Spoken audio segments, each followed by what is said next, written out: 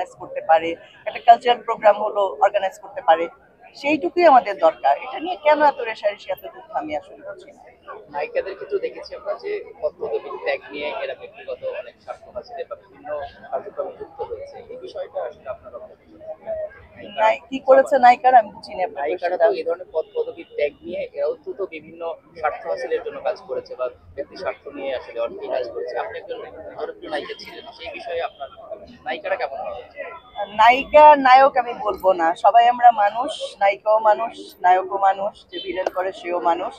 এখন অনেকে আহ, চলচ্চিত্র করে গেছে, অনেক পরিচিতি নিয়ে বেঁচে আছে, অনেকে এমন কিছু মানে কাজ করে গেছে যাদের পরিচিতিটা ওইভাবে হয়নি, বা আহ, সুস্থ ছবি, সুস্থ ধারার ছবি যেটাকে বলবো, আমি, শাবনূর, মৌসুমী, পপি, পূর্ণিমা, আমরা যেই টাইপের, দ্বিতীয়াপ্পা, চম্পাপা, আমরা যে টাইপের ছবি করেছি, কারণ আমরা তো এসে দ্বিতীয়াপ্পা চম্পাপাকে পেয়েছিলাম, আমরা যে টাইপের ছবি আমরা করেছি, আমাদের পরবর্তী প্রজন্ম যারা এসছে তারা অশ্লীলতাটাকে মানে এমন ভাবে ছড়িয়ে দিয়ে গেছে ইন্ডাস্ট্রিতে, শুধু ইন্ডাস্ট্রি না, সারা বাংলাদেশের যত, পৃথিবীর যেখানে যত বাংলাদেশি ভাই বোনেরা আছে সবার মাঝে এই বীজটা বুনে দিয়ে গেছে।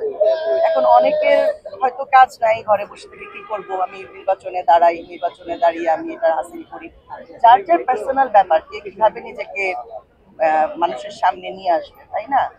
যেমন প্রতিবারই নির্বাচনের জন্য আমাকেও ডাকা হয়, বলা হয়, শিল্পী সমিতি নির্বাচনে তো প্রতি বছরই আমাকে বলা হয় দাঁড়ানোর জন্য, আমার সময় হয় না, আমি দাঁড়াই না, বা আমার ওই পরিচিতির দরকার নেই, নোংরা পরিচিতিটা আমি চাই না।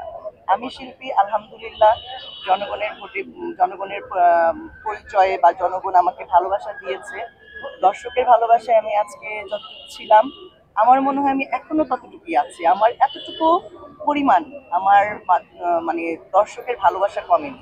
আমি আলহামদুলিল্লাহ যেখানে যাই মানুষ আমাকে সম্মান করে, শ্রদ্ধা করে, ভালোবাসে, বড়রা আমাকে আদর করে, এই সম্মানটুকু নিয়ে মরার আগ পর্যন্ত, মানে মৃত্যু পর্যন্ত বেঁচে থাকতে চাই। শেষ করে আপনি রেশারেশির কথা বলছিলেন, আমরা দেখি যে শিল্পী সমিতি নির্বাচন আসলেই কিন্তু এই ধরনের রেশারেশি গুলো সৃষ্টি হয়, আসলে কেন কেন হয়? এটা কেমন হয়, আপনারা যা দেখেন আমিও তাই দেখি, রেশারেশি তো হচ্ছেই, তাই না? এখন আমরা মানুষরা এত অ্যাগ্রেসিভ হয়ে যাচ্ছি, এত মানে হিংসাত্মক হয়ে যাচ্ছি, আমরা হিংসাপরায়ণ আমাদের মধ্যে হয়ে যাচ্ছে।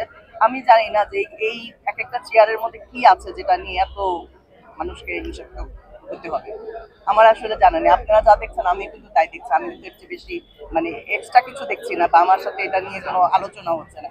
আমি দূর থেকে যা দেখি, বা দুই চারজনের সাথে কথা হয়ে যা বুঝি, আমি বুঝি যে এখানে এই জিনিসটা আসলে আমাদের এখন বন্ধ করা উচিত। দেখেন, সেকেন্ডের মধ্যে মানুষ মরে যাচ্ছে, অঞ্জনাপু সুস্থ একজন মানুষ, উনি